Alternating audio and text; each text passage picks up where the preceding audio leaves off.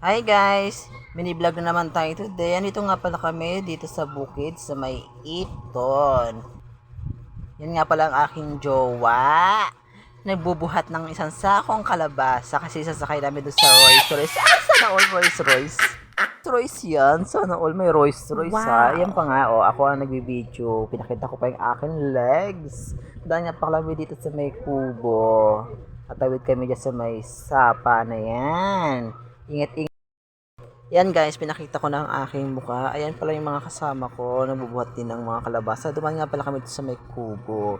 Diyan kasi ang daanan nakikidaan po kami. Ayan, nadaan sila sa maliit na tulay. Sana all tulay. Ayan ako, yan. Kahit ang init, go lang yan. Sige, dandahan lang tayo kasi baka tayo malaglag. Ayan guys, nakasakay na nga kami dito sa Rolls Royce namin. Diba? Sana all Rolls Royce yan. Ang dami namin sa Rolls Royce. Mo, walang preno-preno yan guys. Sige, push lang yan. Huwag lang sana malaglag. Sana all hindi malalaglag. Ayan guys, nandito na nga kami sa may kalsada. Ayan ang bilis namin, diba? Makikita namin din yung Jollibee. Ayan, let's go Jollibee, nakakagutom. Ayan, ayan kami. Ito nga pala yung car wash ba yan? Ano kung car wash? Dito kami sa may Iton, malapit sa Anytime Fitness. Sana all. Ayan kami, ayan. Ayan, diba? Ang ganda dito sa Iton. Ayan ang Jollibee, nakakagutom. Sarap ito pumasok.